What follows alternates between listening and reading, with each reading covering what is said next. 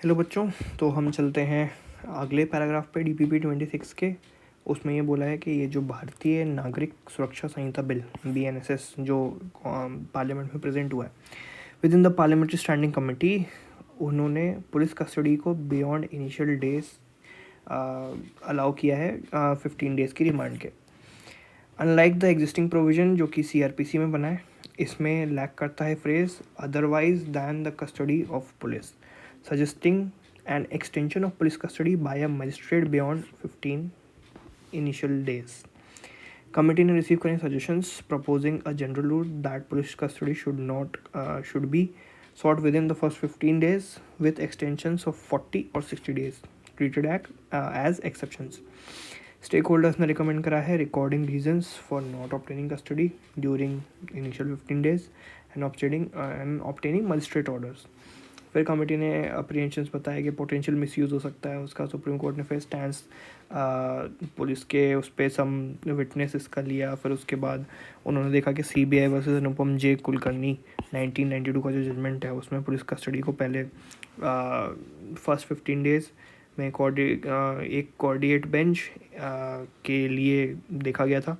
उसके बाद CBI versus विकास मिश्रा जो है जिसने परमिट करी custody beyond this period in the recent V Senthil Balaji versus state case, वो कोर्ट ने इंटरप्रेट करा to allow shorter periods of custody. तो ये सारे उन्होंने प्रीवियस केसेस बताए हैं कि क्या क्या कैसे हो चुका है। अब उन्होंने कमेटी जो है उन्होंने काफ़ी अमेंडमेंट्स प्रपोज करे हैं एंड वहाँ पर इकोनॉमिक ऑफेंडर्स को उन्होंने एक्सक्लूड कर दिया क्योंकि उनका अलग एक्सेप्शन बनता है। अब वो कमेटी ने वापस से सजेस्ट करा है कि क्लॉज ये 262 to align with the establish law allowing the filing of discharge application within 60 days. ये सारी चीज़ें उन्होंने वहाँ बताई। इलेक्ट्रॉनिक मोड्स की बात करी, कॉशनरी मेजर्स की बात करी। ऑपोजिंग लीडर्स ने इंक्लूडिंग कांग्रेस पार्टी के Adhir Ranjan Chowdhury express dissent criticising the clause 43 sub clause 3 on arrest procedures, citing concerns about the use of handcuffs, which he argued violated human dignity. He also raised issues with clause 187 clause 2 and 187 clause 3, emphasizing the discrepancies, वो जो judgement की बात हो रही है पहले। अब यहाँ पर क्वेश्चन देखते हैं क्या है एग्जैक्टली। तो what legal reasoning supports this suggestion? तो अब हम देखते हैं कि क्वेश्चन नंबर 6 ये बोल रहा था कि पूरा का पूरा जो ऊपर सिचुएशन दी है, एक स्टेक होल्डर ने सजेस्ट करा है general rule for obtaining police custody treating extensions as exceptions. अब लीगल रीजनिंग क्या हो सकती है इसकी, हमें ये देखना है। तो it aligns with the Supreme Court judgment, ऐसा तो नहीं है।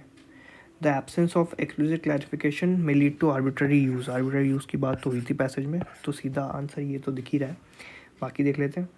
तो स्टेक होल्डर्स की बात हुई नहीं, इस कंसिस्टेंट उसकी बात भी नहीं हुई, तो ऑब्वियसली ये आंसर नहीं है, बी ऑप्शन। फिर उसके बाद 7th पे चलते हैं। अब Supreme Court recent judgment interpretation in V Senthil Balaji and state allows for an aggregate of shorter periods of custody over entire investigation period. What impact does this interpretation have on the traditional understanding of maximum 15 days वाला police custody period? इसमें answer क्या बनता है? इसमें answer बनता है कि 15 days का पीरियड जो है वो कंसिडर किया जाना चाहिए। अगर हम बी ऑप्शन को देखते हैं तो ये बिल्कुल साफ साफ दिख रहा है कि पैराग्राफ में से उठाया गया। अब इसने इन्फोर्स करा स्ट्रिक्ट इंटरप्रिटेशन, ऐसा तो नहीं था। दूसरी चीज़, क्या कोर्ट ने अबॉलिश करने का बोला है, ऐसा भी नहीं था। शुड बी कैलकुलेटेड सेपरेटली, ऐसा भी नहीं था। तो इसलिए ऑप्शन वो बन जाता है। क्वेश्चन 8 बोलता है पार्लियामेंट्री स्टैंडिंग कमेटी ने रिकमेंड करा कि मजिस्ट्रेट इम्पोज करें community service in form of punishment. What legal reason support this recommendation? तो कम्युनिटी की जो services align with the principles of restorative justice, किसी को इम्प्रूव करने के लिए काम आती है, तो एक ही आंसर तो सही है। अब इसमें सफिशिएंट पनिशमेंट प्रोवाइड नहीं करती, उसकी कोई लॉजिक नहीं बनती। तो रिड्यूस बर्डन्स ऑन प्रिजन, ऐसा भी नहीं है, कहीं बात नहीं हुई। कम्युनिटी सर्विस ग्लोबली, ऐसा भी कुछ बात नहीं हुई। तो आंसर बन गया ए। अब अधीर रंजन चौधरी ने अगर अपनी डिसेंट करी है व्हाट लीगल रीजनिंग इसको सपोर्ट करती है, डिसअप्रूवल को। तो अब इस पे चलते हैं कि the clause contradict Supreme Court का judgement in this particular case, argues for stricter arrest procedures, ऐसा भी नहीं बोला उसने, क्योंकि उसने उसका उल्टा ही बोला था। The clause enhances citizen welfare, ऐसा भी नहीं है। हैंडकफिंग इज नेसेसरी मेजर, ये भी उसने नहीं बोला, इसका उल्टा ही बोला था। तो आंसर बन जाता है एलिमिनेशन मेथड से ए। क्वेश्चन नंबर 10 पर चलते हैं। कमिटी ने सजेस्ट करा clause to allow discharge application within 60 days from the date of document supply. इसकी लीगल रीजनिंग क्या हो सकती है? इसमें अब हम जब जाएंगे तो ऑप्शन ए जो है, aligning with establish law ensures procedural consistency, ये तो सही लग रहा है।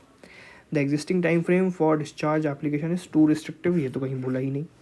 Document supplies more relevant starting point, ये भी नहीं बोला। 60 डेज इज आर्बिट्री, ये तो उल्टा ही जा रहा है, तो हमें तो सपोर्ट करना है, तो इसलिए आ गया